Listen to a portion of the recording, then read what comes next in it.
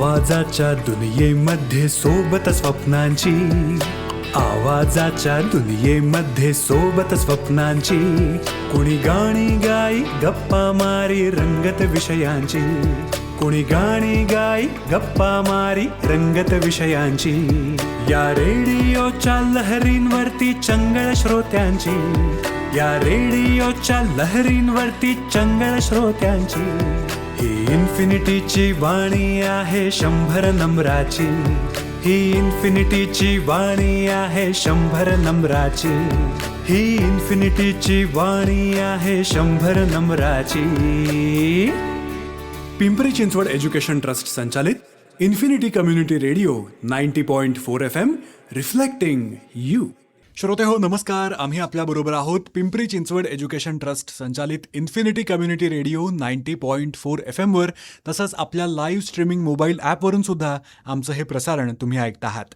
श्रोते हो, आता वेळ झाली तुम्हा सगळ्यांच्या लाडक्या श्रुतिका मालिकेची, जिचं नाव आहे पानामागे दडलंय काय. श्रोते हो, एरवी पर्स्पेक्टिव्ह मासिकामध्ये विविध विषयांवरचे लेख लिलया लिहिणाऱ्या मुक्ताला आत्ता मात्र पावसाळी विशेषांकासाठी काय लिहावं हे काही केल्या सुचत नाहीये. आणि तिला खरंच आलंय ह्याचं प्रचंड टेन्शन. जरा बघता का तिला काय झालंय ते आजच्या पानामागे दडलंय काय या मालिकेच्या 11व्या भागात. याचं लेखन केलंय विराज सवाई याने, तर सहभागी कलाकार आहेत ज्योती गोखले, प्रसन्न कुलकर्णी, माधुरी ढमाले, विराज सवाई.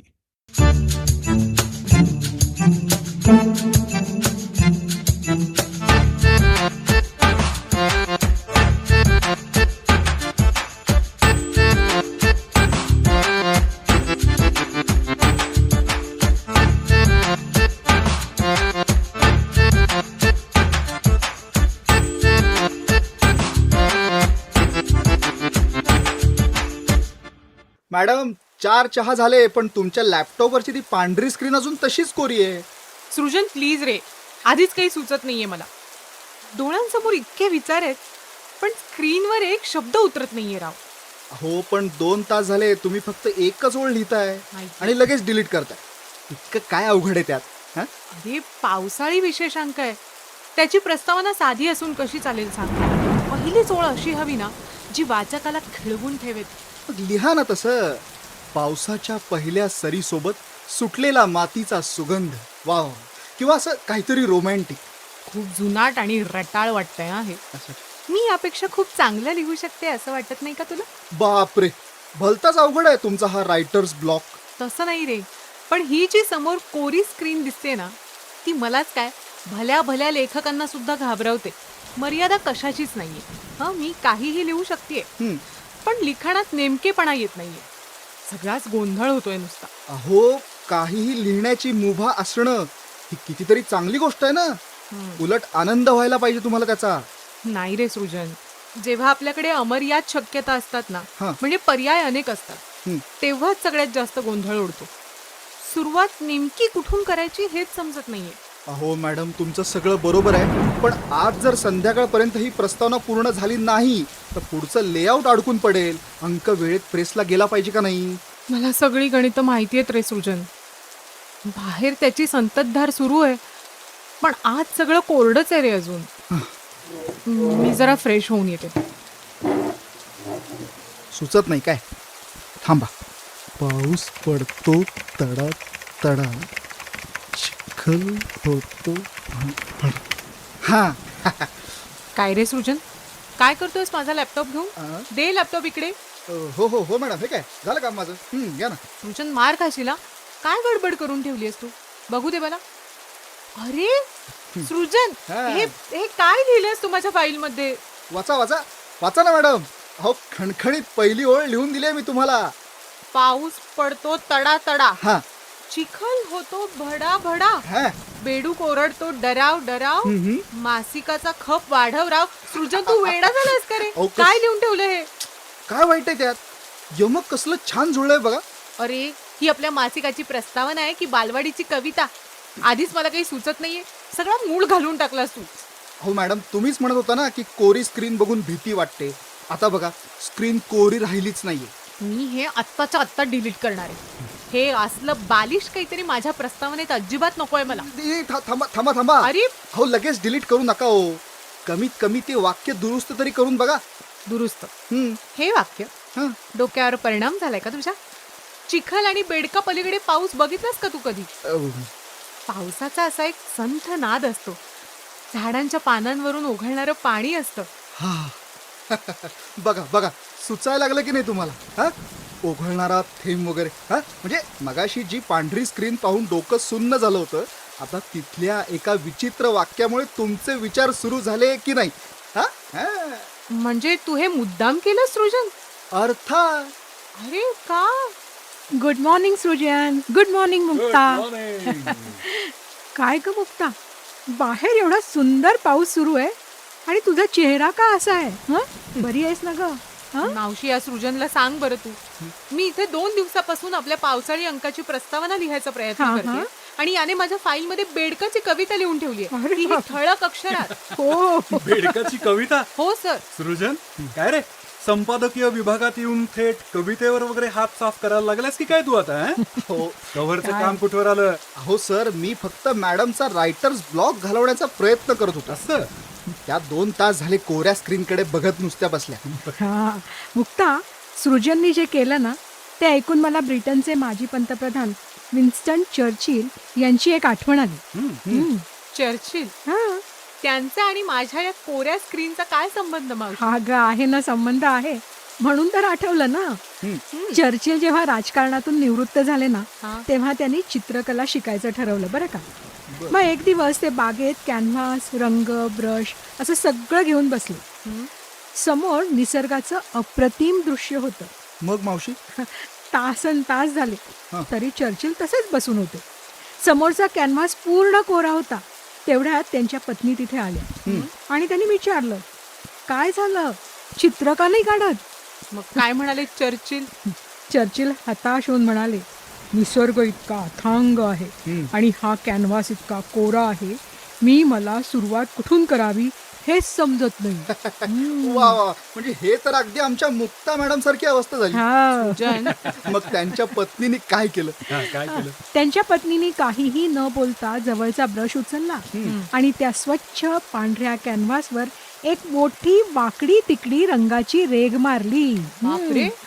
मग चर्चिल चिडले नाही? हो, खूप संतापले ना. अर्थात. ते ओरडले, तू हे काय केलंस, अख्खा कॅनव्हास खराब केलास. त्यावर त्यांची पत्नी शांतपणे म्हणाली, हो मला माहिती, आता तो दुरुस्त करावा लागेल ना. खरा सुरुवात, असं म्हणून त्या निघून गेल्या. क्या बात आहे. काय सांगतेस काय मावशी? हा. एकदम भारी, हे मला आवडलंच. मावशी, हा. चर्चिल यांच्या पत्नीने जे केलं ते ऐकायला जरी विचित्र वाटलं तरी त्यात आपल्या स्वभावाची केवढी मोठी गंमत दडली. हो ना. छे, माझ्या लक्षात कसं नाही आलं कधी. मग मिसेस चर्चिलनी तो कॅनव्हास खराब केला म्हणूनच चर्चिल यांनी चिडून का होईना पण ब्रश हातात घेतला ना. हो ना. अगदी बरोबर.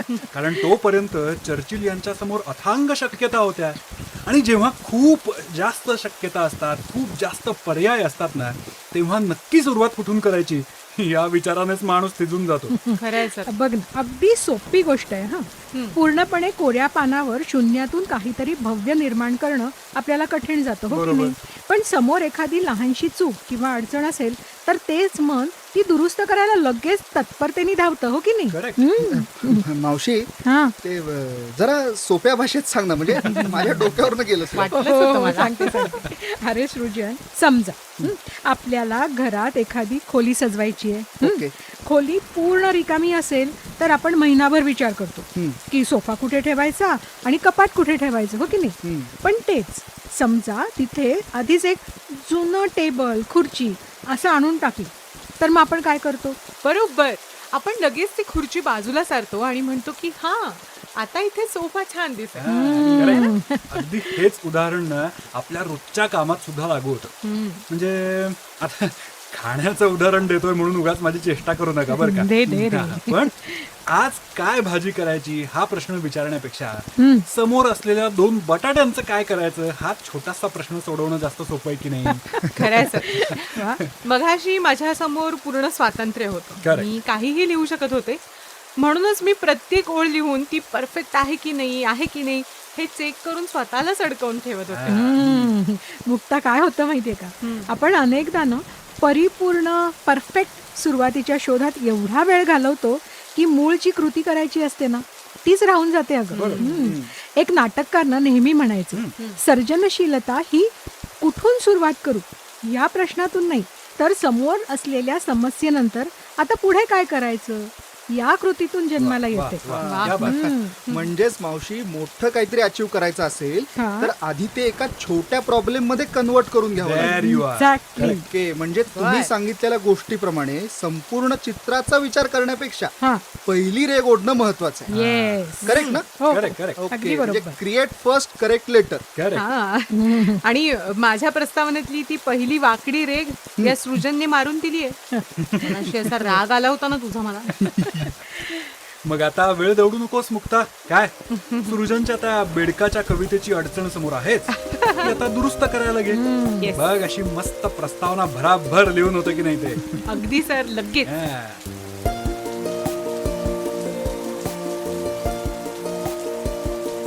मॅडम सुटले की मगाशी 2 तास एक वाक्य सुचत नव्हतं, आता कशा सुसाट धावतात बघा. हा, ये बघ. अरे अरे अरे अरे, गाडी एकदा योग्य मार्गावर आली ना की ती वेग घेतेच ना रे. हा. खुश. काय झालं वाटतं मुक्ता लिहून? वाच वाच वाच बरं, काय लिहिलंयस ते ऐकू द्या आम्हाला तरी. हो सर, पूर्ण व्हायची अजून, पण सुरुवात तर छानच झाली. ग्रेट. वाचते हा. हे ऐका रे सगळं. हो हो हो. हो. आभाळ भरून येणं आणि मन ओसंडून वाहणं या दोन्ही गोष्टींमध्ये एक अनामिक नातं असतं. पावसाची पहिली सर जेव्हा मातीवर उमटते तेव्हा सृजनाचा एक नवा गंध असं म्हणतात दरवळू लागतो. वा. हा अंक म्हणजे अक्षर पावसाच्या याच तरल सुरावटींना पानांवर टिपण्याचा एक प्रामाणिक प्रयत्न आहे. कारण निसर्गाच्या सर्जन प्रक्रियेशी स्वतःला जोडून घेणं यातच नवनिर्मितीचं खरं सौंदर्य असतं. क्या बात आहे. पानांवर ओघळणाऱ्या या शब्दांमध्ये तुम्हालाही तुमचा हवासा पाऊस नक्कीच गवसे. अरे वा, वा, वा. कसं आहे? क्या बात आहे मुक्ता. कमाल. खूप भारी. खूपच एकदम छान. अप्रतिम मॅडम. कुठे माझी ती बेडकाची भडबड कविता आणि कुठे तुमचे शब्द. वा वा वा. सृजन, अरे तुझी ती बेडकाची कविता नसती ना तर मी अजूनही पांढऱ्या स्क्रीनकडेच बघत राहिले असते डोक्याला हात लावून. पण थँक्स रे, खरंच मनापासून थँक्स तुझ्या त्या पहिल्या वाकड्या रेघेसाठी. वा, वा, वा. शाबास, सृजन. मुक्ता, अगं जमलं की. हा, किती सुरेख सुरुवात झालीये. you. परिपूर्णतेच्या नादात आपण काम सुरूच करत नाही, त्यापेक्षा कसंही का होईना पण एकदा काम सुरू करणं हे जास्त महत्वाचं असतं बरं का. अगदी, अगदी. पहिलं पाऊल पुढे टाकलं की पुढचा रस्ता आपोआप सापडतो ना, तसं आहे हे. चला आता अंक वेळेत प्रेस मध्ये जाणार तर मग. हा? हो सर. Yes, yes. मुक्ता मॅडमची प्रस्तावना लिहून झाली रे झाली की लगेच लेआउट मध्ये टाकून पान डिझाईन करायला घेतो. ये बात. फक्त 15 मिनिटं दे सृजन मला तू. दिली. काय काय दिली काय? हा? तू काय करणार आहेस तोवर? नाही म्हणजे तसंही तुझं टॅलेंट तू आम्हाला दाखवलं आहेसच कवितेच्या त्या बेडकाच्या माध्यमातून. काय? तर पुढच्या अंकासाठी मला असं वाटतं ललिता ताई, ह्याला आपण एक बाल कविताच का लिहायला सांगू नये? बापरे. बेडुकराव डराव डराव हे सारखी. काय विश्वास. पहिली रेग मारणं एवढं महागात पडेल असं वाटलं नव्हतं. यालाच म्हणतात हात दाखवून कुऱ्हाड मारून घेणं. अरे, अरे, अरे, अरे, नाही रे नाही रे नाही, ह्याचं काहीही होऊ शकत नाही. खरंच. तू आपलं मुखपृष्ठ बरोबर चुकीच्या म्हणी सांगतो.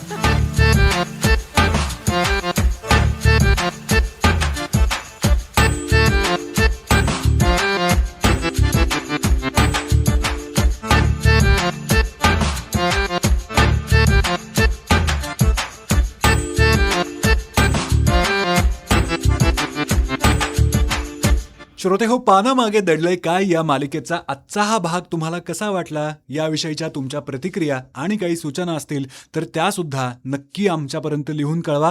लाईव्ह स्ट्रीमिंग मोबाईल ॲपवर चॅटरूम नावाचा ऑप्शन तुम्हाला समोर दिसतोच, तिथे तुमच्या नावासहित या प्रतिक्रिया अवश्य नोंदवा आणि ऐकत रहा पानामागे दडलंय काय ही तुमची लाडकी श्रुतिका मालिका दर गुरुवारी आणि रविवारी सकाळी 10:30 वाजता फक्त आणि फक्त PCT's इन्फिनिटी 90.4 FM वर.